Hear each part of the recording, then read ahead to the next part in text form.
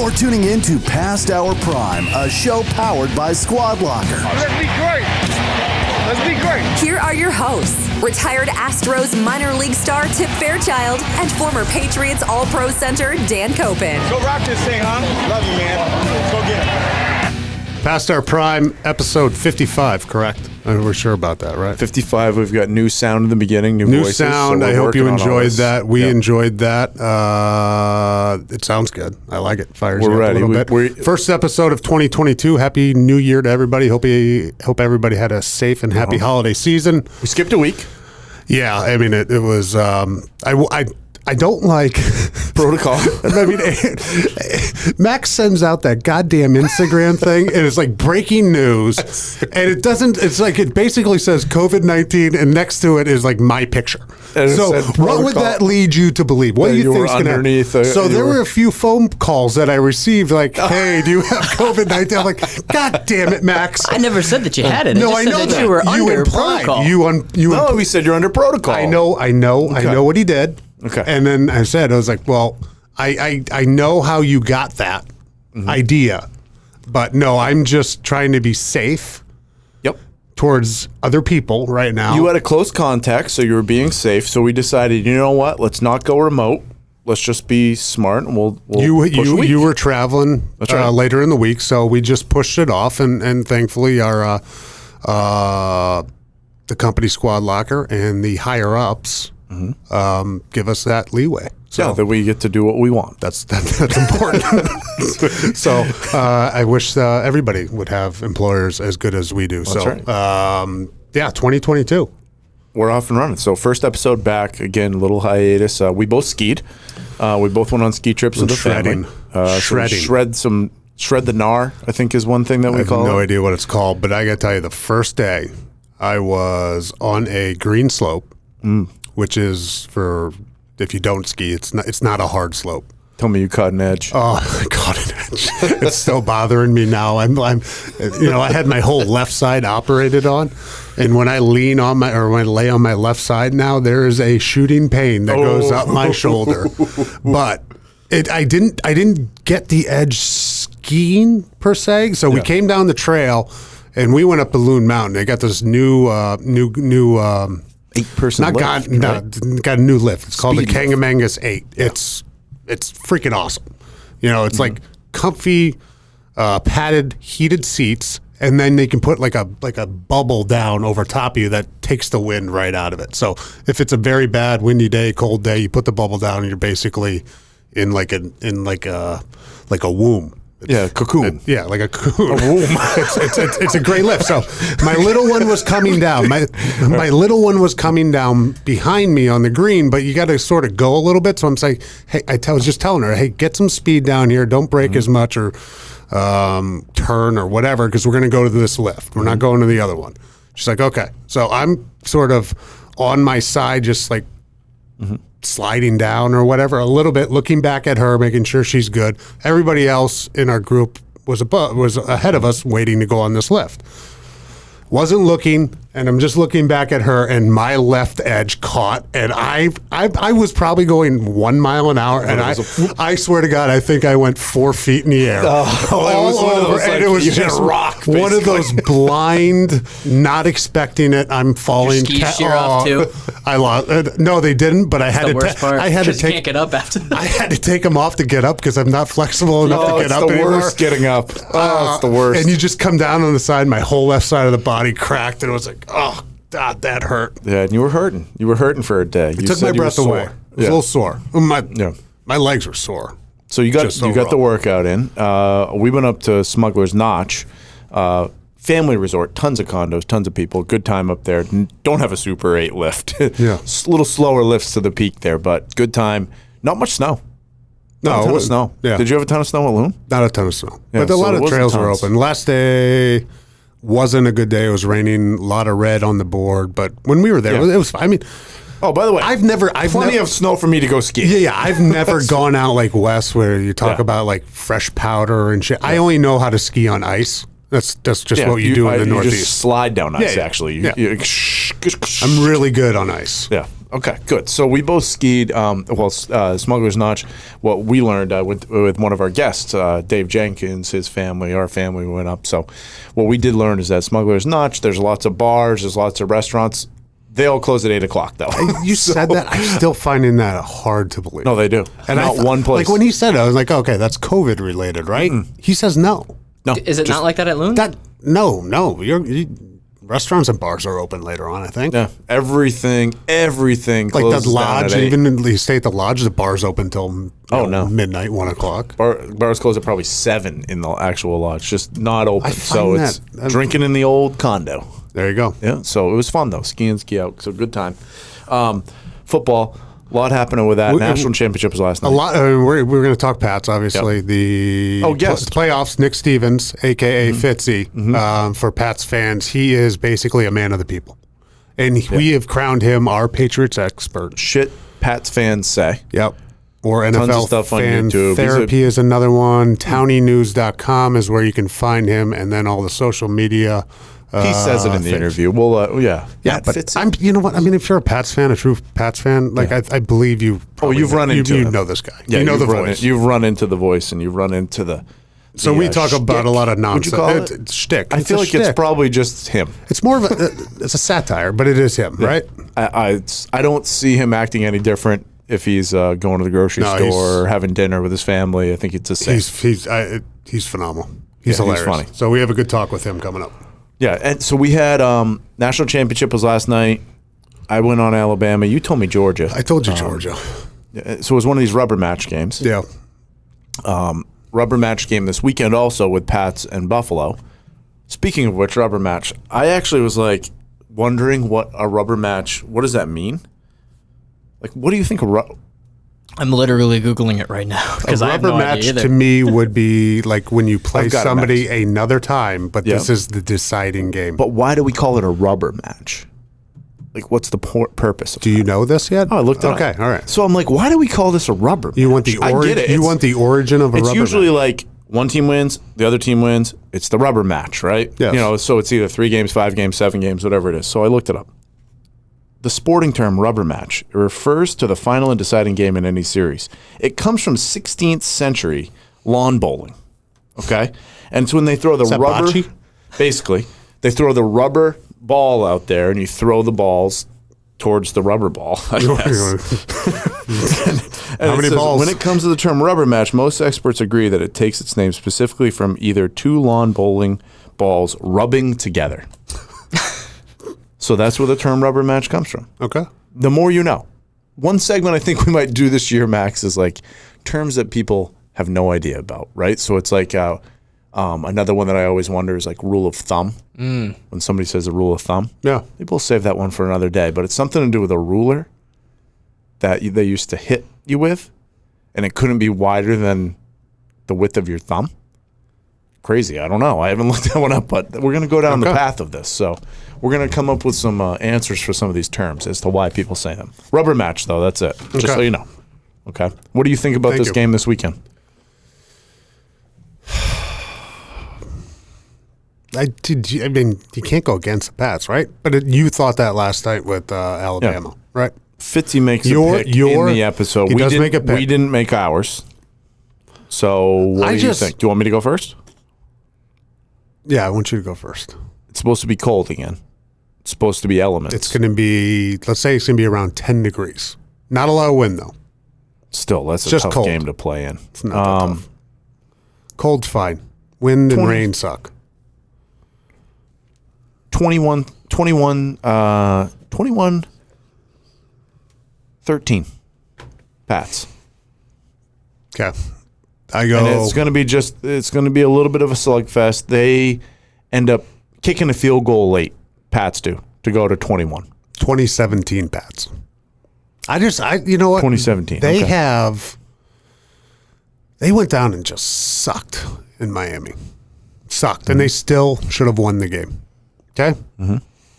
If they, and Fitzy goes into this a little bit, and I agree with him, if they can just not suck as much in the beginning and play solid defense and don't make those stupid penalties that they've been making when like how they were playing for the 7 games in a row or whatever they won 6 or 7 before. Yeah, looked great then. Before the bye week. They were doing we didn't mention this with him, but I remember this specifically. Remember there was a couple games where they went hurry up for a few drives, and it was like, oh baby, what are we watching here? So, yeah, remember that? It gave you glimpses of the old, which I think that's what Mac. Look, they don't have. Is that what you're talking about with letting the leash out a little? Yeah, and just go into let that? him go because he can make those quick decisions and pretty throw smart. the ball where it needs to be thrown. Or I mean, chances are he's going to throw it there because I do think he has a great football mind and he, can make those quick decisions, especially being in this offense for this long. Because I remember a couple of those drives. I just. Harris, I think, is going to get his yards or whatever. They have to protect Mac, and Mac's got to get the ball out. But to get it going early, let's get him into a rhythm and just open it up and let him get into the game. We talked about elements the last Buffalo game because we said, hey, imagine only throwing the ball 3 times. What a tough game that is for somebody like you in the offensive line, right? Yep. We didn't ask this, though. And would you rather play in cold weather or warm weather? I know the perfect day is probably, 65 degrees? San Diego. San Diego, right? But, like, you got to go up to Buffalo and you got to play it's 10 degrees and, maybe windy, maybe snow, who knows, right? Or do you want to go to Miami and play it's 98 degrees? Like, what would you rather do? You personally. Me personally? Yeah, you personally. And we play in New England? Yeah. I'd rather go to Buffalo in the cold. You want the cold. 100%. Because of just the elements and the feel, and that's the change. Normal. I mean, I'm not saying that's the reason you go down to Miami and suck all the time. Yeah. I've got my own personal hatred of Miami just because I've been I've got season-ending injuries there twice in my career. But, I mean, you live in this cold for, a month or so, and then you go down and it's 80 degrees. That's a big difference. Now you go to Buffalo and it's 10 degrees. It's about the same. It's freaking 9 degrees out here right now. I mean, that feels a little bit warmer to me. One game, though, you have to play one more game, and you want it to be in, like, when we talk about playing golf, you want perfect conditions, scoring conditions. One more game, I'm going in a dome. That makes sense. Okay, if I'm going to go one more game, because even when I retired, it was like, I didn't wear the sleeves. None of my, the line usually didn't wear the sleeves. But my one happy thought of retirement was I don't have to be cold anymore. Okay, so I would 75 degree day. I would prefer to play in 75, 80 degrees. However, if I'm from the Northeast, it's a much harder adjustment to go down to Miami to play now than it is to Buffalo next week. All right, good answer. Make sense? Makes perfect sense.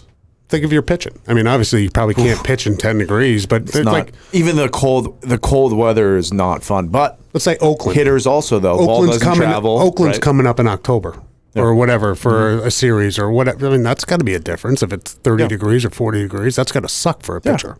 Yeah, no question. Like, it's not fun to throw in the cold. I just did go to the Baseball Coaches Association show, American Baseball Coaches Association show in Chicago. Chicago was freezing. First of all, it was 0 degrees. Like, it was a high of 0 degrees, I think, Friday. Still great attendance, which was fun. It was fun to see people. Masks, a lot going on there. I will tell you, Chicago, I couldn't check into the hotel without my vaccination card. No, I had to have both Vax card and ID to get into the hotel, any restaurant, any bar that we went into, whatever, went out to dinner a couple nights there. It was very much locked down there. Like, so you couldn't do a whole heck of a lot if you weren't. That's the whole city. That's not just the convention. But I did see a lot of the guys out there. I got some guests coming on from it.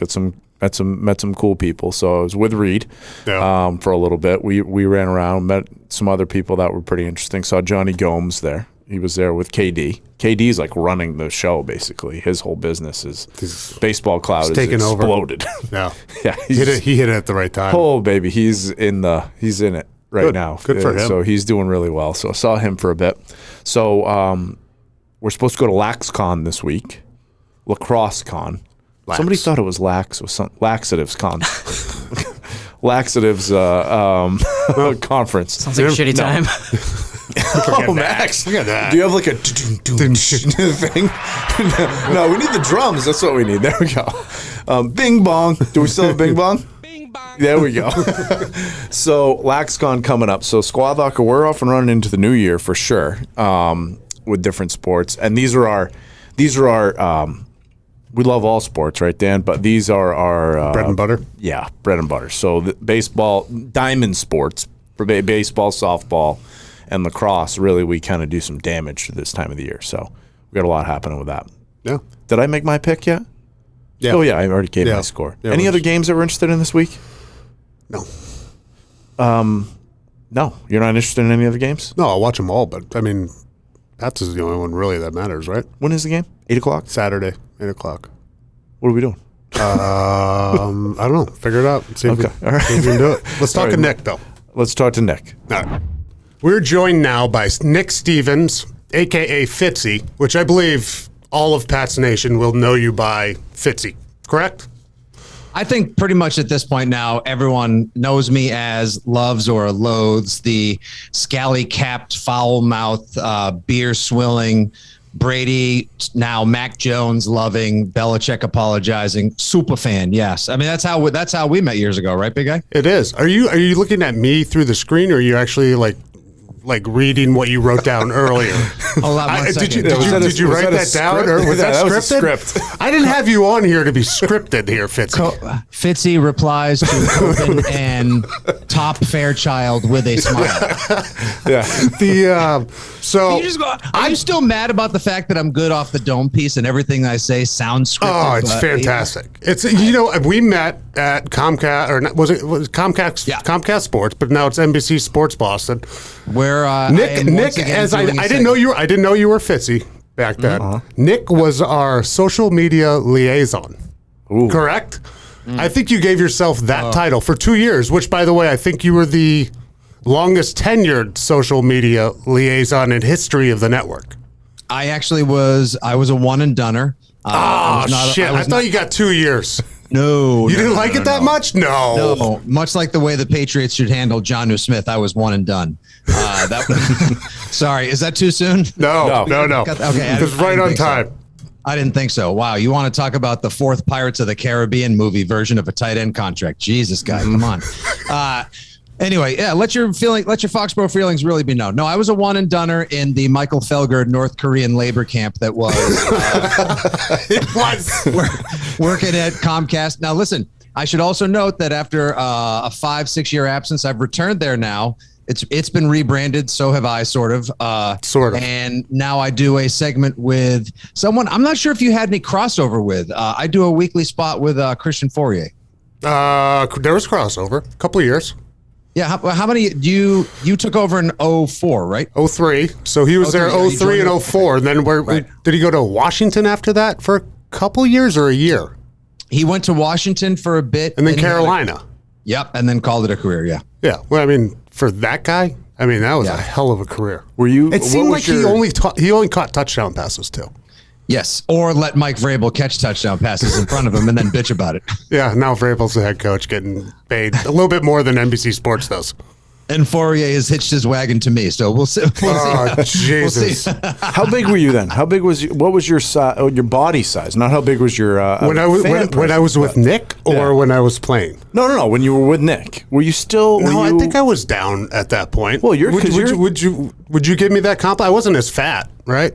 No. You look like you weren't like Joe Thomas, like holy shit, what happened to the rest of you? But you weren't playing weight either. It didn't look like you were puffing like you were puffing out your chest while you were sucking in your pool, sucking in your gut to like impress a chick in the pool. But you also weren't like at the weight you're at now. You know what I mean? So are you saying I was average, just like probably the rest of my career?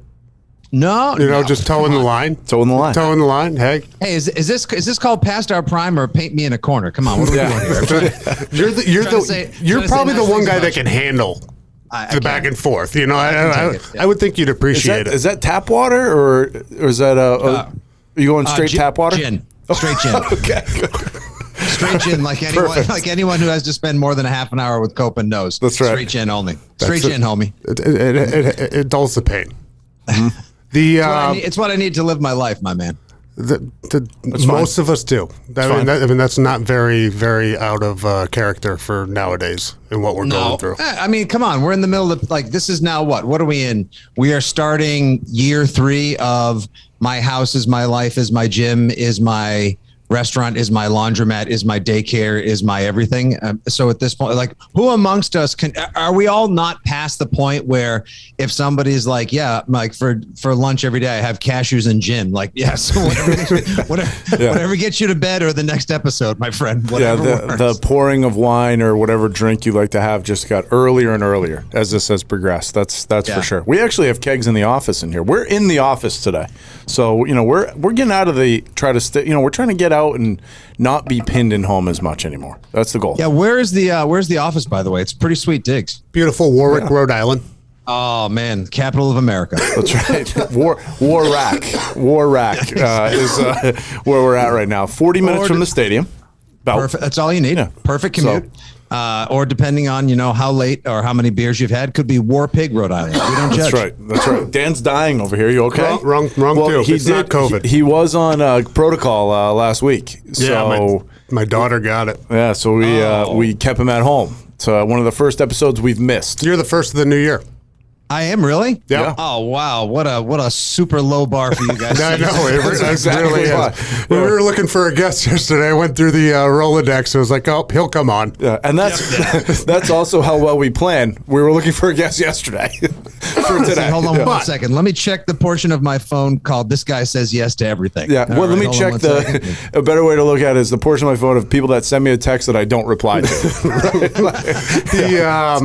We're just gonna make you the in-house Pats expert. Yeah, I'm ready. Because I really feel that you have. No, he's the insider. Okay, he's an insider. He's more of an NFL. What do we call He's Castle? more broader. Castle's not the insider. Okay, all right. Because we got some people that we got to Castle's be careful in-house with titles. clown. Castle's a clown. Okay, all right. So Castle's more of like an opinionator at this point. Like, he gets brought on the Tommy Curran pod. He pops on NBC Sports. Like, sort of does a little bit what you do. Just happens to do it with a slightly more chiseled chin. Giardi looks like he always just came from a supper party in Ryan, New York. He's always so damn well dressed and perfectly. Like, Mike Giardi's amazing. I've had him as a guest on WEI a number of times. Always does a bang up spot. Great information, tolerates me and everyone else at the station. Hates germs. Very well spoken. And like literally looks like at any point, if he was like, listen, Don Draper's on the other line, I have to go cut an advertising deal on Madison Avenue. Who among us would be like, surprise? Yeah, like, get out of here. Like, he's awesome, man. Do you follow Castle on Twitter? I think I just recently did. If you know Castle, and our audience does know Castle a little bit, he's one of the funniest people that you'll ever meet in your life. He's also one of the craziest. He's out of his mind nuts. We have most of his jerseys in here. However, though, like when he's trying to do some serious shit on Twitter and it just doesn't fit his personality, and I actually just want him to go full-fledged to the dark side and just start making an ass out of himself and other people. I think people. I think it would go better for him professionally if he just, it's kind of like Belichick's disciples. When they take a head coaching job where they try and emulate him, just be your own person and put that into your work, and I think it's going to be much better off. Like you went to NYU, right? That's cool. Wow, look at the big brain on Brad. Good job, huh? How did you get into NYU? Money. So there's a building. I'm trying to find what was it comedy always? I mean, you've got the shtick, you've got the delivery, you've got the brain for it, right? Okay. Yeah. I mean, I got a little bit of all that. What was the career path and goal growing up? That's a great question. I'm going to need a couple of days to get back to you on that one. All right. What's the line from The Naked Gun? That's a tall order, Nordberg. You're going to have to give me a couple of days on that one. Heroin, Frank. So for me, the initial path was because I grew up on the South Shore, and both of my parents were in theater. So I originally thought I would get into the theater, but I was also like kind of a fat kid growing up. And what do fat kids who grow up in the theater do? They eat a lot of food and they watch movies and take solace in the company of darkened movie theaters. So I thought I was going to be I went to NYU for film. Okay. Thought I was going to be I kind of wanted to be like the next John Hughes. But then, and I made some movies in school and thereafter, but the bug bit me to get back in front of the camera and on stage again. And I kind of got into stand up and improv, and somehow, some way, the love of sports that you're sort of like raised in. Like everyone who grows up in and around Boston, as you full well remember from, being such a beloved member of Pat's Nation for so long, like, like people just like 24/7, 365 live, eat, breathe sports. It matters more than anything else to them. So you add that to the fact that my dad pissed away our family fortune as a gambler. So I needed a decent sense of humor to make my way through it. Fat kid, gambler, grew up behind the scenes in the theater. Wannabe John Hughes. Went to Dork University as a film major.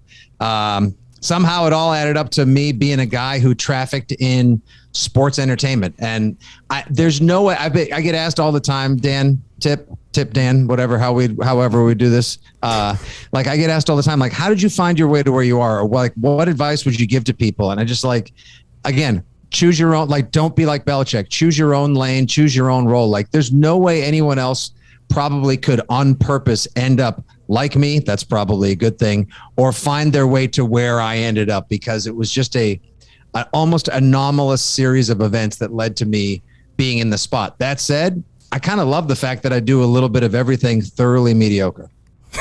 That's a perfect way to go through life. Just under the radar. As a matter of fact, guys, I've even given a name to my specific brand. Like everything I do is like, that's kind of funny. Like, so I dabble in what I call comediocrity. Perfect. So it's like very mediocre comedy. Like comedy, like I would fit in Monday nights on CBS perfectly. Just enough for a few spots, just enough Instagram followers to maybe catch an ad deal every once in a while. Have a nice catchy segment that we think you call, or we know, shit that Pats fans say, shit right? Pats fans say. I was not shit that. I guest starred in one of those. Yeah, I've seen it. Have you? I have seen it. I didn't think you'd do that. No, I saw it. That's where I recognized it. That was a very powerhouse. That's how you guys probably ended up together. You probably, Tip, at one point, you were just fiddling through YouTube one day, deep diving on something, and next thing you know, that comes up, and you're like, "My God, this guy! I remember when this guy played for the Patriots. Look at how handsome he is. Look at he's just majestic in front of that wide angle lens next to those two nerds in Tom Brady jerseys. Like, I need to get to know this guy." Yeah, it was posted. It was posted 2 weeks before I saw it. I was the 10th like though. So that's important. That's so funny. That was the name of my blog for the longest time, the 10th like. And I was and just like Matthew McConaughey at his Oscar speech, I was always chasing myself. I just want to get that 10th like. That's right. You've got a Mac to the Future shirt on there, huh? I do. This is one of the things that I've learned over the years is that, kind of branding is everything. And I run a small, Boston sports fan merchandise store in addition to all the other stuff that we do. And whenever something works or you can strike a chord or touch a nerve, like this year, Mac Jones, he was the panacea, or like the Advil to the hangover that was Tom Brady and Pat's Nation. People glommed onto him immediately. I sort of came up with this. Someone designed it. My brother designed it, and we've sold a ton of these things. So what am I going to do? Hop on a Zoom with you guys and dress like a normal person? Yeah, no, I like that look. I think I've seen the logo before, so I don't really know if you can say they designed. Yeah, is there a TM on that? Is there a trademark somewhere?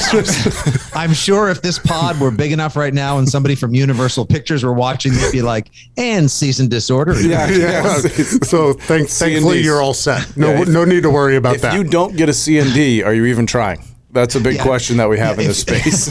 Totally. Like, hey, if you don't even get a C&D, do you even try, bro? That's right. Exactly. Oh, it's a shame. I thought Robert Zemeckis might be watching the sea. There's the film door coming back right there, Dan. That's right. You got to go back to the roots. So what shit Pats fans say, and then you got NFL fan therapy. Yes, sir. And then any other ones? What's the other ones? On a regular. Oh, yeah, you're the tailgate guy, too. Yep. Do the tailgate videos from the Patriots, both home and away. Do a couple spots every week on WEEI. I do the weekly spot with Fourier on NBC Sports Boston. On our own, we manage the Shit Pats Fans Say series, NFL Fan Therapy, the tailgate crashing videos. Like Tip said, anytime somebody will throw us a couple bucks for an Instagram thing, pretty good business. I got to say, gentlemen, life is pretty good when you get into the world of being an influencer. And you get to work with your buddies.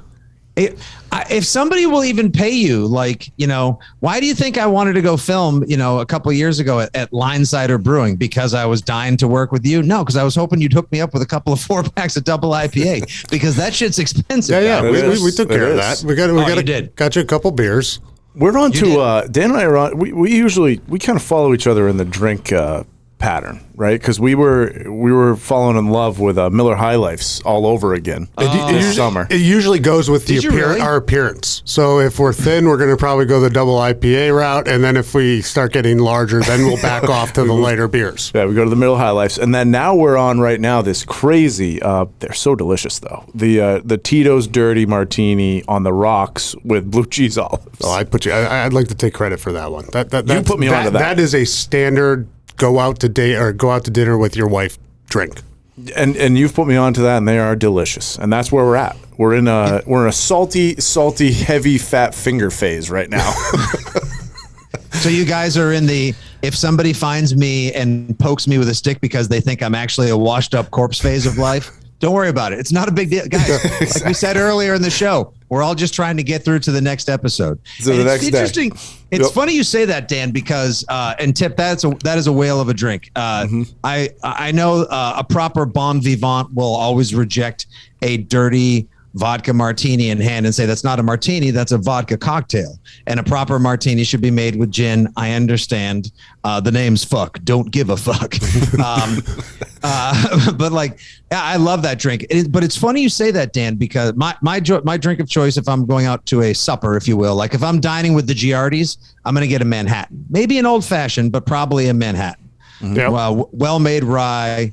I'm not going to call Whistle Pig or something because that's too good to put into a blended cocktail. But nice rye, a little bit sweet with the cherry.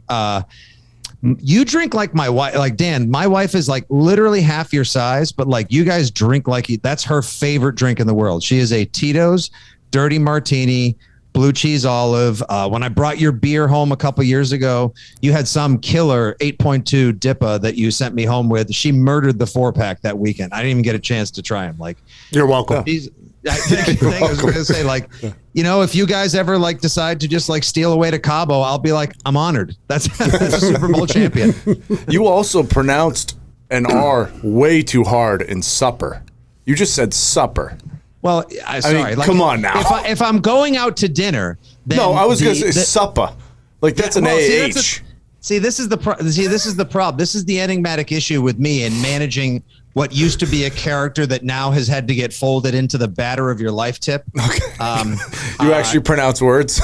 Yeah, I actually pronounce words. Yeah, that I have diction.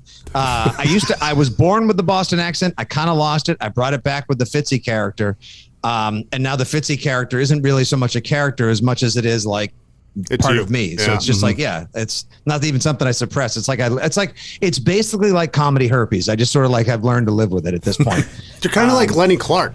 You just, you're Robin Williams. Let's go that far. Like you can't take Fitzy out of you. No, but I also don't dress like I starred in the movie The Mask. So, but like, for example, like if we were going to meet and like go, like if it was steak night, like, hey, we're going out to supper.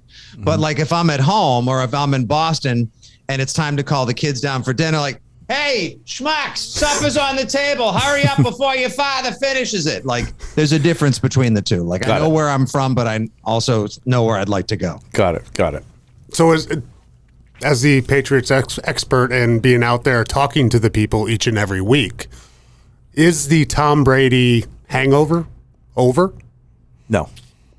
For you personally, will it ever be over? No. No, he's alive. It's not over. Yeah, but even with that T-shirt on that you have.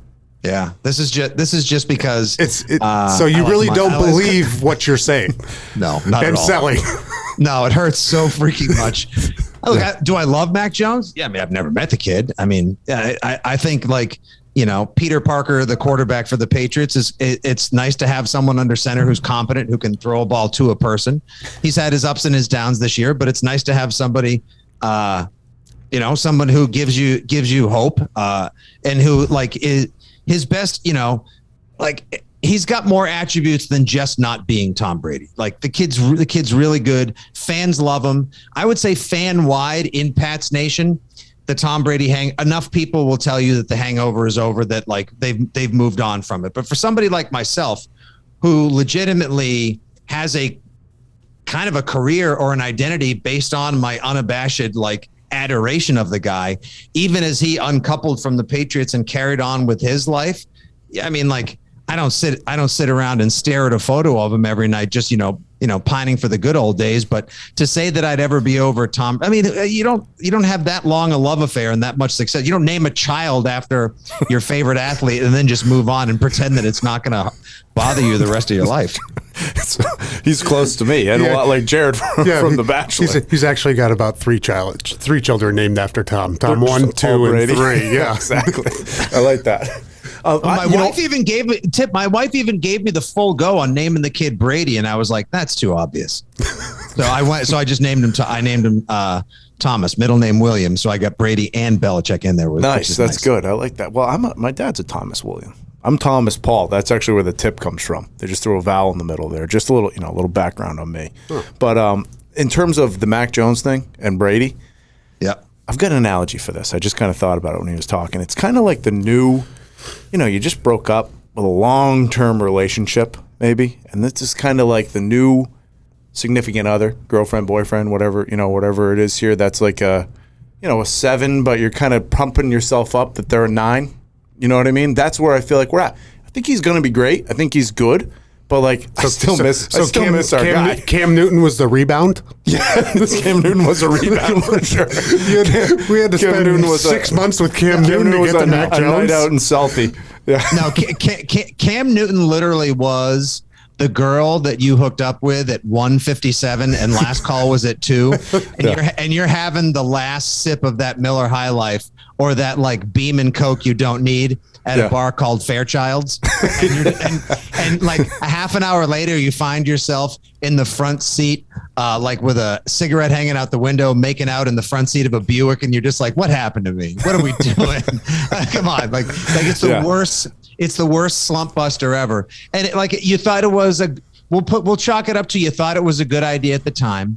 That's right. Didn't work out. And now the rebound is nice. It's a different kind of relationship, If Tom Brady was the kind of person you went out to those big special dinners with, with Mac Jones, you're cooking at home with Blue Apron, but it's nice to have somebody to have supper with again. You know what I mean? There you go. Well, so put it in, let's go one step further. Say Tom Brady comes back, walks up the stairs, knocks on the door, says, "Take me back." What do we say as Pat's as like Pat's Nation? Like, what do we say? Get out! Get out, Mac. See you, Mac. Oh, get out, Mac. I thought you were gonna say, "Get out of here." No way. Come on back, baby. You got 5 good years left in you. I would be out of that relationship faster than it would be like the smoke that appears when the Roadrunner runs away from Wile E. Coyote. Yeah. I would be in that doorway just like, I wish I could quit you. You complete me. I need to talk to my wife. It would just be like that movie where I just you son of a bitch, and I slap him across the face, and then there's just a really long, just like the kiss. The audience is like, yeah, I've been waiting all the movie for this. That's what we needed, a film guy. This is perfect. We just laid out a whole entire movie basically, and how the Brady relationship has gone here in New England. So with Pats fans, what are they saying now though? Because shits. I keep saying with an S. You've got the shits. Shit, it's okay. Pats it happens. Say, it happens often. What you may have to go back in quarantine. That's right. What have they been saying that's been different? Right. I mean, you did a long time of kind of what we were saying for a long time. Hey, we kick ass, we win. That's what we do, right? What are they saying that's been different? We suck after the bye week. That's what they've been saying. Yeah. Oh no, we suck again. I got a movie reference for everything, boys. Mm-hmm. It's funny because there was the initial just joy of Mac Jones beating out Cam Newton. There was a lot of displaced anger towards Cam Newton.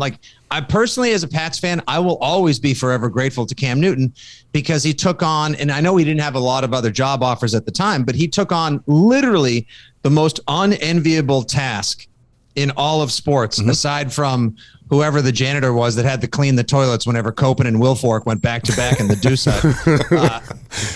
The most unenviable task in sports history, he was the guy who was willing to try and replace the GOAT. An impossible task. I don't think that's fair. I don't think that's a fair analogy right now. He didn't have a job. He had no other choice. Well, that's what I'm saying. Like, I know he didn't have any other jobs, but he's still. Yeah, but if they're going to pay you $3 million or $7 million, are you going to take that job? Yep, sign me up. I'll do that one. They paid him barely over $1 million, and it was during a pandemic with a bad roster, and he was willing to undertake the challenge, see if the Belichick cologne and the Patriot way could fix him up. Spoiler alert, it didn't work. And so, it was a bad. I thought it was an awesome coaching job by Belichick to get 7 wins out of that team last year, considering how talent starved they were at a lot of positions and what with Cam's struggles. So Belichick does a great job. Cam tries, he fails. Pats fans get mad at him, Tip, because that's it. You replace Tom Brady with this garbage. The guy's skipping friggin' shoe toppers over there to Birdman and Myers. What are we doing here? Now, cut to a year, 6 months later, you draft Mac, Saban, Alabama product, perfect national champion. Looks like he's a perfect fit. So initially there was the joy of hey, we have a future. Then they get really good in the middle of the season. And I definitely could tell, it's just that little something in the air. You just that's more than just Dom's sausages and steak tips marinated with Ken's Italian dressing in the parking lot. I smell a little Patriots arrogance returning to the parking lot. And you know what? I missed it, and I love it. The arrogance of Pats fans is like Jack Nicholson. Here's another movie reference for you. In A Few Good Men, it's like, you want me at that tailgate. You need me at that stadium. I missed it. And then, absolutely, I won't say the deficits of this roster, but the challenges of the modern NFL and this kid being a rookie have all kind of come crashing into him at the same time. And so now here we are, with a team that basically you got a guest on today who's kind of dealing with his own professional bipolarity. And the 2021 Patriots are also a team that's very bipolar. Mm-hmm. When Mac is on, the defense is right and they don't make penalties. They score early. They don't get a friggin' punt blocked. God Christ. 3-1 season. Try to name 2 that were blocked in the previous 20 years. When the Patriots do all those things, when they're on script and they play their game, they could hang with, if not beat anybody.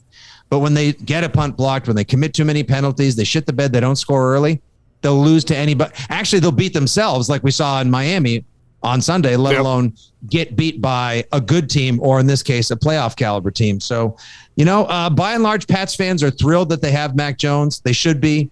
They've had it poor Pats fans. Oh, we had to wait a whole freaking year to get another franchise quarterback. Look at what happens to all these other teams, guys. That's crazy. Yeah. You wait a generation to get somebody who you literally can trust the keys of an elite NFL franchise to.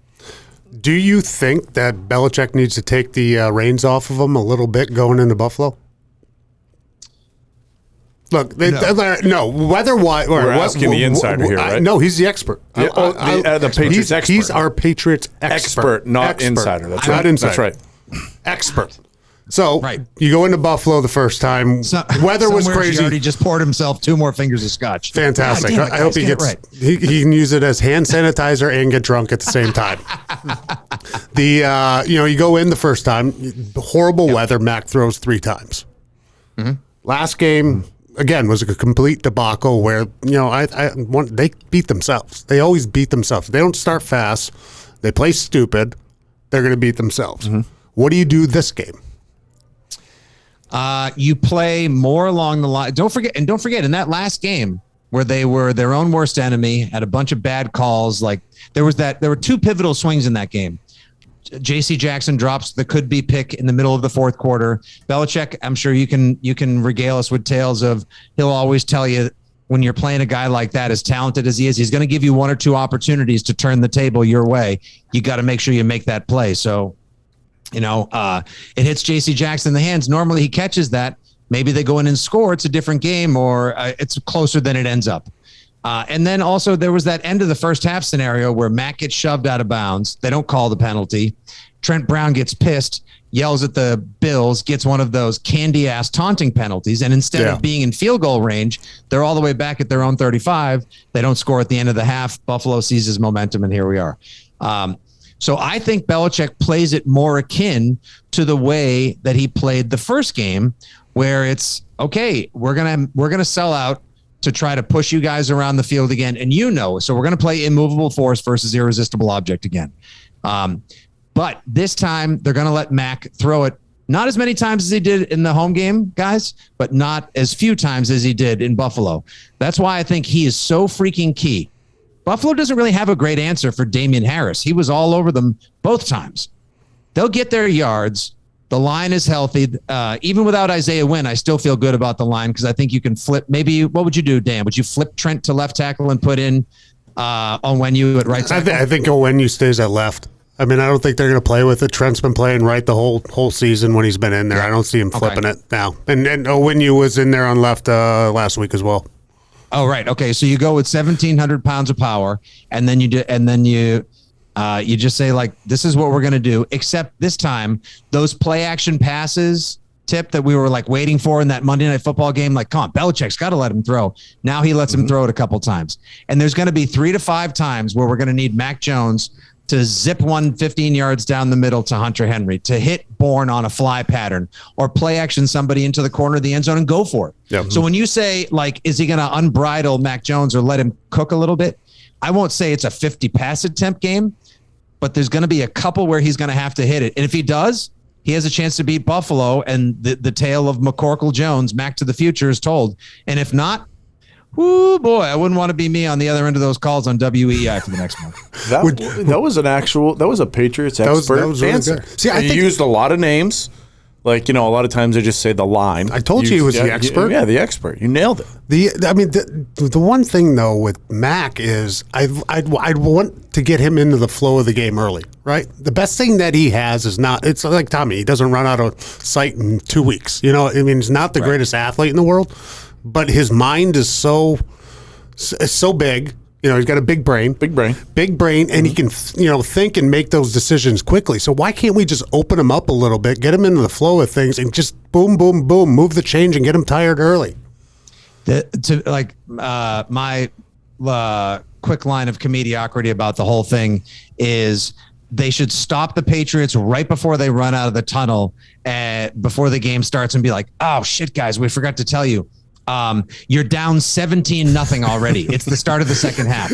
Like, play the way. Yeah. If they could just they should literally throw bags over their heads, go Squid Game style, gas the van, bring them into the stadium, just dump them out on the field and say, don't just put 17-0 on the scoreboard and just say, like, you guys are behind, go. Because Mac has a great feel for that up tempo. Yeah. He's got just enough mechanics and feel for the field and intelligence, like you were saying. And these receivers, I've been talking about them all year as there's no one single guy that you have to stay up late at night game planning for or worrying about being the game breaker. They operate as a complement. It reminds me in a lot of ways of the 2003 team where Branch and Givens hadn't broken out to be stars yet. You still had Troy Brown kind of doing Troy Brown things. You had Fourier, tight at and you still had David Patton. That's right. Antoine Smith was a slower version of Damian Harris. And you guys had a kick-ass line. Shout out to your boy Russ Hochstein for still one of the most unheralded efforts in Super Bowl history, kicking ass against that badass Carolina line. Fuck you, Warren Sapp. He did an awesome job. Yeah. I remember he's like, Russ Hochstein's gonna there's no way he can handle Rucker or Peppers. Oh, really? Yeah. Woody got hurt in the divisional round. Russ started in the AFC Championship game and the Super Bowl, and we didn't miss a beat. No, you did not. Somewhere Scarnecchia is smiling. Oh yeah. So that's the Pats have a complement of receivers. That's the way this offense works. It works as in tandem as a whole. It's either all working or it's not working. I would love to see them let Mac get going. That's the one. How many times have we heard about this kid so smart? This kid, I remember talking to Jim Nagy last year, 10 months ago, before the draft, and he was talking about it at the Senior Bowl. It was midnight, and they saw the lights were still on in the library, and they're like, "Who the frig is still up?" And aren't these guys should be asleep? We got practice tomorrow, the game's on Sunday or whatever it was, and it was Mac Jones, and he was in there just reading old game plans and going over film, and they were just like, "God, you go to bed." Like he just lives to do this. His interviews on the radio are boring as shit because when they ask him, like, do you have a favorite Christmas song? And he tells you no. Like, do you have a favorite Marvel movie? And he's like, no. He's not lying. Like he doesn't, like Dan, he doesn't have Burge in his ear saying, did you hear the Arabella whatever insurance commercial or something? Hey, this is Mac. He sounds like the dullest guy in the world. Hey, it's Mac.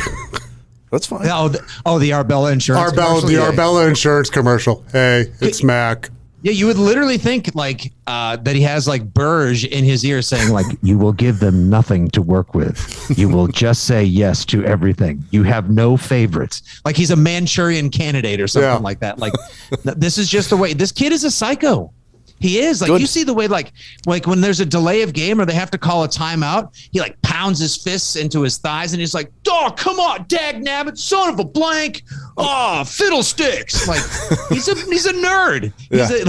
He's an angry nerd and he loves his football, and that's why I think like the area kind of loves him because he cares. Like, what is New England like? A hard worker, somebody who cares, and someone who gives it their all, and makes the priorities of someone else their priorities. I think that's why. And Boston College. They love Boston College up here.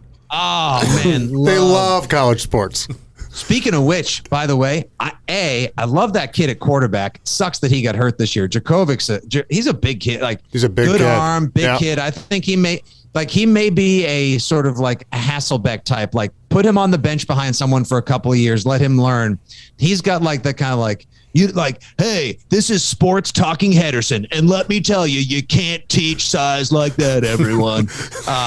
And that kid Zay Flowers, he's got Sunday talent too. Yeah. No, he can make plays. He catches everything that's thrown to him. Love him. Why is it that I mean, you've grown up here. You're a huge fan of everything except college football. Grown up. Oh no. Why is it college football fan? But all right, but why is the Boston area in general more of a pro sports town rather a college? You know what I mean? There's definitely a big there's 100 colleges. That's one thing. Yeah, but there's only but there's no real big.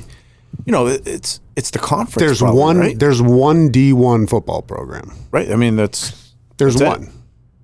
Yeah. So I don't know why hockey's huge out here, regardless. Yeah. College hockey's huge. I'm not saying all like college, but when you take a look at the manic, obsessive fan like Fitzy, like why don't they have a big college football team? Why isn't that translate over to the college level? It doesn't do it.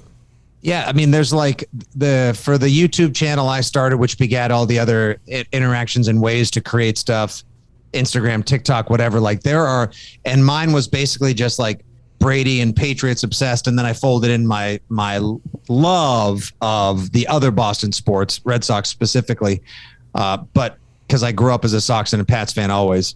But, there are so many other Fitzy types, if you will, that are associated kind of in areas where there's a dearth of college sports and there's more pro sports, and that's what you have in New England. But like go through SEC Nation and the AC, some of the ACC, the Big 12, like there are so many creative people that make short form entertainment, that have great podcasts and shows dedicated to life, War Eagle and, Auburn, Alabama, LSU. My passion for those sports came from the years I spent working for CBS Sports Network, doing the tailgate coverage show, which was the best. So I have a deep-rooted appreciation for everything SEC.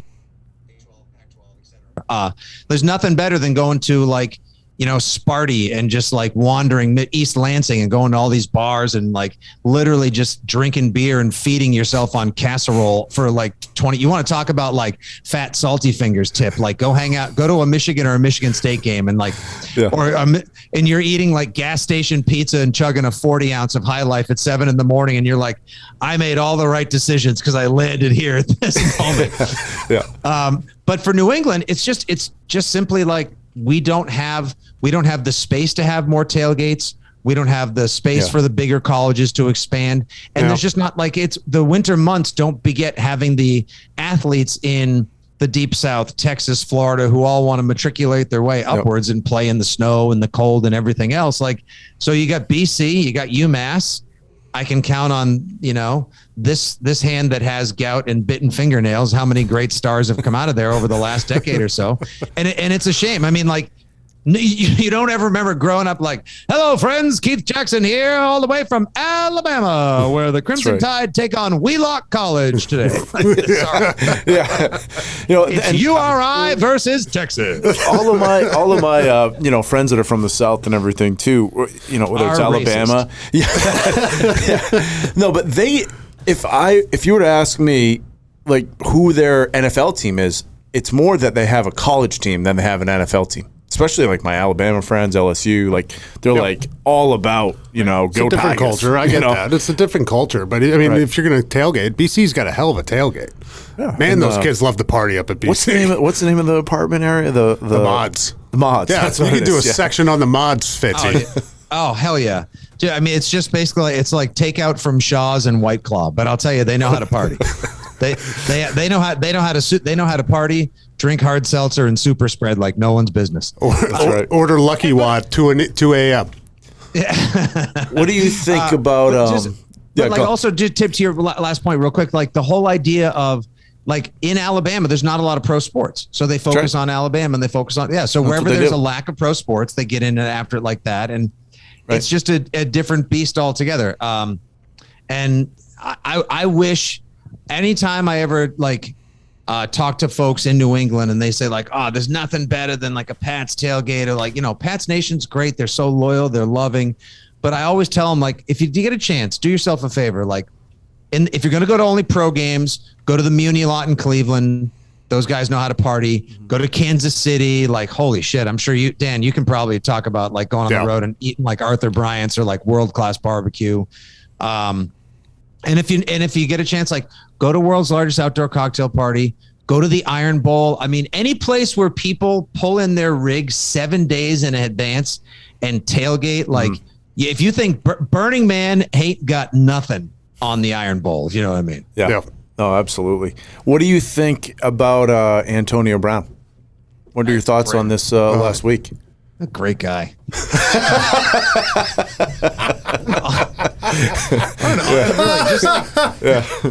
Just a great guy, right? Really, just like a really super dude. Yeah. Like, okay. First of all, who among us has never wanted to like take off our uniform, has had a shitty job, been pissed at our boss, wanted to just like throw off our uniform, give everyone the bird, and just run around waving to a bunch of strangers without your shirt on. And it's not even the bird; it's like the you wind them up and like boom, like to the crowd. That was it. So I kind of admire him in some ways, which is pathetic, but at the same time, like I had a buddy tell me the other day, like in some respects, he almost wishes he was born like Antonio Brown. I'm not getting into like whatever his true psychological issues are. I don't know. I'm not going to pre-diagnose him with CTE or something like that. That's way above my pay grade and it's not my business. But whatever he was born with that prevented him from having the filter of ever recognizing other people judging him, like he just literally cannot give a fuck. Like he has no ability to give a shit about what anyone says or thinks about him, which is kind of marvelous. Like just for one day, I would love to be in one of those body swap movies and just like, so this is what it's like to be Antonio Brown, to just not care. Wow. This is like, it's almost like it makes him like a really like kind of like gross X-Man. Like his power is just to not give, he can catch footballs and not give a fuck. Like, wow. Yeah. You know what the funny thing is too, is like, he didn't see, he had the smarts in a sense not to say a goddamn word until he got his contract. And then once he got the money, that's when his superpower was released. Yep. He was able. He was smart enough to he's like the Hulk and Bruce Banner and keep it in until he got the money. Yep. And now he's got the money and he just doesn't give a shit. Yeah. I was surprised by that one though, because I thought he was under the he was under the Brady spell for a little bit, and under the spell, and then all of a sudden I see him doing jumping jacks across the end zone. I'm like, that was not Tom Brady. I'll tell you what, you talk about an emotional roller coaster last week with him. One, you see him do that, and then you automatically think, oh, what a douche. Yeah, that's completely. But then he comes out with Twitter with this unbelievable professional like statement about. This is my ankle. I did this. I tried to do this. I talked to the coach, the trainers. Meanwhile, It's probably all a bunch of bullshit that we find out afterwards. And now you're back to saying, that guy's just a bad dude again. And he just hung out in New York and was running around. And like, he just did do a podcast. Yeah, I forget. He did. It was on like Full Send, I think. And it was Yeah. good. Boy, he didn't say a lot of words that made a lot of sense. Like there wasn't, there was a lot of words that were strung together there. So it was interesting listen. Yeah.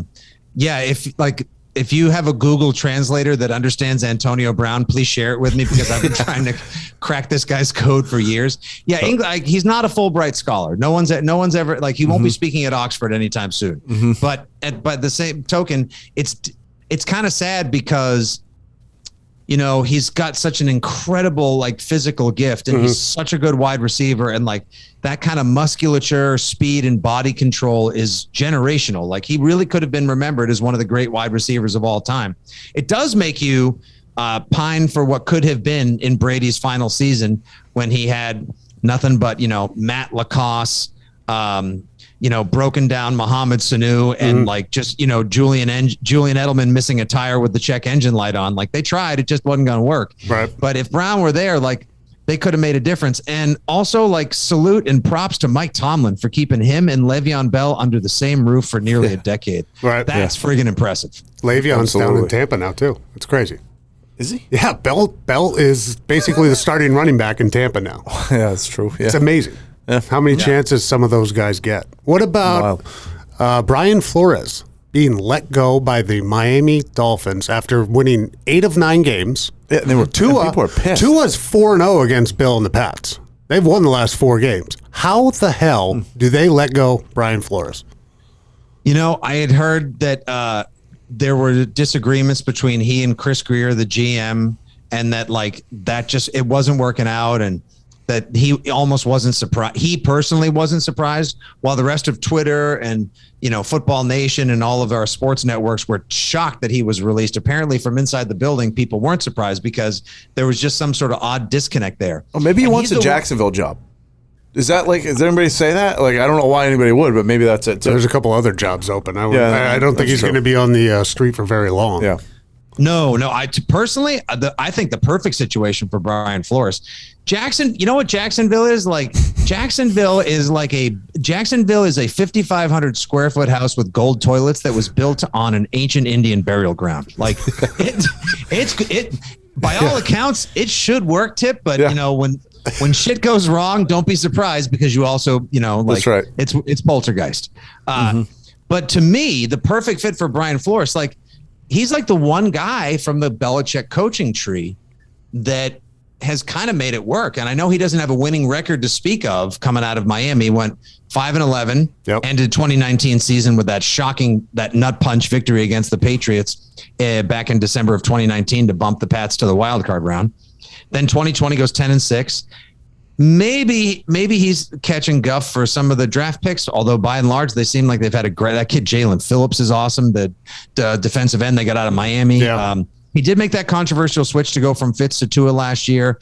It kind of worked out this year. They had their own COVID injuries and whatnot to deal with this year, but to lose 7 and win and turn around and win 7 to get a room full of men to respond to being 1-7 and be like, get your heads out of your asses. Let's go.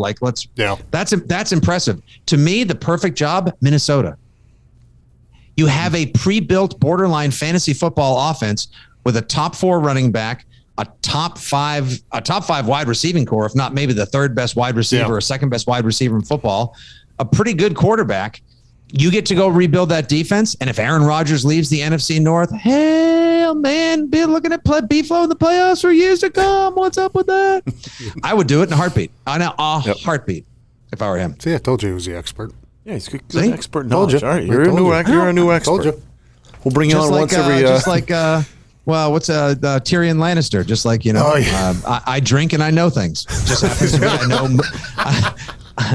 I like IPAs, movies, and football. That's pretty much it. Perfect. It's good. It's a good mix. What else do we have, Dan? Do we have anything else? We covered?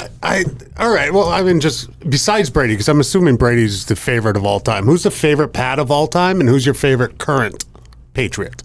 My top 5 Patriots of all time are Dan Copen, Christian Fauria, Yeah, it's Brady. Scott it's Gronk. Zolak. Oh, no, he's 98.5. You can't say him. Zoe's good to me. It's okay. Zoe's a great dude. I mean, literally, you cannot find anyone on planet Earth, I think, that would ever say a bad word about Zoe, except for honestly, except for maybe a couple of girls who went to the Purple Shamrock in the early 90s. No, I think it was called the End Zone on Route 1 back then. Oh, yeah, exactly. The Redwoods Cafe up on Route 1. Exactly. Red Wing or whatever it's Red called. Wing. Yeah, exactly. No, like the kind of standard issue, like favorite Pats, like, Gronk, Brady, love, well, I think Welker doesn't get enough love, even still to this day, Bubs. But I love Vinatieri, even though it bothers me that he spent all that time in Indianapolis and banged the anvil before that stupid game. Old school guys, Ben Coates. I met Ben Coates a couple months ago at an alumni event down in Carolina. Still looks like he could strap him up and give you like 15 plays and maybe, 4 or 5 for 50, guys. Like, he's super great guy. And like, I'll always also like love Steve Grogan, because that's like the first Patriot I can remember. Like, if I snuck out of bed in the late 70s and my parents had friends over and they were watching Monday Night Football and there was old Stevie Neckroll booting left hard for 40 as Howard Cosell was like, and look at that son of a bitch, take it to the end zone. How about that? Steve Grogan, touchdown Patriots. I was like the first football player I ever really knew or liked. Currently on the team, I freaking love Kendrick Bourne.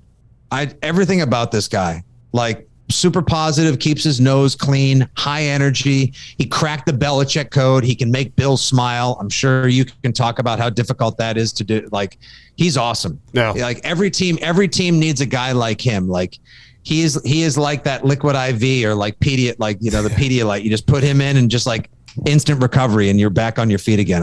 That's why I think he's the guy. Like, throw at him Saturday night like he's a number 1 receiver and see how Buffalo responds. Give him a chance. He's a legitimate playmaker. So you rattled off, 7, 8, 9 names there. Absolutely no defense. So are you just a fan of offense? Is that it? Or nobody on defense? Tickle your fancy? Judon and Barmore. I mean, he went deep into the pass. He went down to Steve Grogan. He's still I know. Didn't hit a defender. I love me some Andre Tippett. I mean, who doesn't love a good? I mean, one of the greatest sack artists of all times and a bona fide black belt. He'll kill you.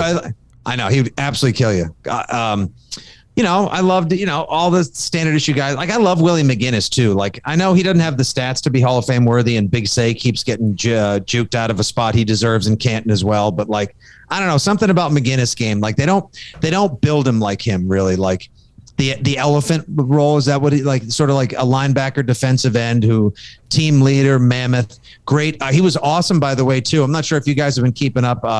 He was great in the first episode of Man in the Arena too. Yeah. Yeah. Great. What's wild is, as big of a Brady fan as I am, right? Forever. I haven't seen Man in the Arena yet. Not one episode. Not one? I was going to wait to watch it all. Right. So there's one more, right? I don't know which one I stopped. I think there was I stopped 9. before the 07 Super Bowl. I can't bring myself to watch it yet. I can't do it. What happened? It's our only spot we don't go. I can't do it. Yeah. I can't watch that one yet. So I was waiting to stack them up, and then I was just going to run. You want to binge day. it? Yeah, I wanted to binge it. That was my idea. So I decided, I watched the first episode because I still kind of couldn't wait. And that speaks to my appreciation, not dedication, but appreciation still of all things Brady. And my buddy Mike, who works for Patriots.com, put together that great podcast series called 2001, a Super Bowl Sound Odyssey, where he went back and talked to Pioli and players, fans, and we all told the story of what it was like to go from darkness to dynasty, to quote my buddy Jerry Thornton from his book. And it was a great podcast series. It's a great listen. And I'll forever be transfixed. Like, that season was the last time I ever went to the old stadium. Last game I saw in person with my old man. That year's when I met my wife. Like, it was a transformative year, I think, for so many different people and so many folks who based not 16 particular Sundays or 17 or 18 now around the Patriots, but have had the Patriots play a pivotal role in their lives, like a relative or a family member. But then I decided to, like, I'm going to miss football, something wicked. No, the USFL or anything else will not be the methadone to my significant heroin addiction to the NFL. So I've squirreled away the other 9 episodes. Well, 8. I'm not going to watch the Tampa episode. So fuck that. I'm going to watch them in the off season when I also watch my Patriots Super Bowl 56 DVD, bro. I can't even make myself say it. What do you got? What are you prediction on Saturday night? Saturday night? You ready for this shit? Yep. How about Patriots 23, Bills 20? And would there be a bigger wet dream than Patriots Tampa for you on the second Sunday of February now? No, but I'm going to tell you straight up, don't even care. Don't even care. Just get out of the wild card round. Have Mac Jones come, like, because everyone's going to pick Buffalo. Everyone's going to say, like, this kid's got a noodle arm. Yeah, everyone's going to pick Buffalo. The world's going to be picking against the Patriots because they saw the way that they're gimping and limping their way into the playoffs. To just have the Patriots go out and like to see the good Patriots show up one more time and prove that they can do it, to give Bill that one last little bit of like, I showed you, Buffalo, and to send all of those jacket. I know everyone loves Bills Mafia. They're like the new darling fan base of America. But just to send those salty hot sauce covered shit bags into their shanties of sad for 9 months, nothing would make me happier. Nothing would make me happier. So 23-20. That's what we're going with. I like that pick. Yes. Like that pick. Of course you do. Jonnu Smith will not have an impact on this game. What about? Come on, hey, he's got like 10 more years on that contract here to make it. Oh my God! Was that guaranteed money? How much of that was guaranteed? What 40 million of it probably guaranteed? 31 and a half. Yeah, well, sometimes it's what it takes. Get the guarantee and then take a nap. It took Hunter Henry a few games to get going too. So I mean, they struck out both tight ends early on in the season, but Henry's shaping around. But he's shaped himself up nicely. Yep. Hunter Henry's good, you know. And that's what I think we were sold on, the athleticism and the promise of Jonnu Smith, and he just hasn't been able. Sometimes it takes a few games, half a season. Maybe it'll take him a full year, or so we'll tell ourselves. I just want to see if Mac gets, though, like I said earlier, if he gets those 3 to 5 chances to shine Saturday night, I hope he connects on him, because the kid has done enough in his first year that he deserves a little shine going into the postseason and carrying on with his Pats career. And Fitzy wants the ball to Bourne and Harry, right? Definitely throw it to Harry. All right. Who's been drinking during this podcast? Where do we get a Mac to the Future shirt? Where are we finding those? You can follow me on all the socials at FitzyGFY, and my store is store.townienews.com. There's a link tree on my Twitter profile and my Instagram where you can get one of these. You guys just DM me, send me your sizes, and I'll send a bunch to the office. We should put one right back here. There's no doubt. It's coming up. All right, I love that's his uniform. It's going up. Well, we did learn that you are not an insider. You're an expert. You're an expert. So you're our go-to expert. So we'll have a so next Monday, expect a text about 8 o'clock at night. Hey, can you come on again? Yeah. How do your Tuesdays look for the rest of the season? When I'm literally either laying in a gutter or I'm still streaking like Will Ferrell in Old School, like, they did it! They beat him! Absolutely. I told you! I'll expect a text next week, and then before the Oscars, and then just like always, I won't hear from you for a couple of years, Cope, and I'm appreciated. I'm okay with that. That's good. Perfect. At least we know where our relationship stands. And everybody, it's out in the open. Everybody knows that nobody gets hurt. I'm a rules of engagement guy. So long as you tell me the way we're going to play the game, game on. There you go. Perfect. Go fill up that gin glass again. We'll talk to you soon. Awesome. Thanks for having me, guys. All right. See you, Fitzy. We'll see you. Go Pats. Past Our Prime is brought to you by Squad Locker. Squad Locker is your one-stop shop for custom team apparel, delivered right to your front door. Learn more by visiting squadlocker.com.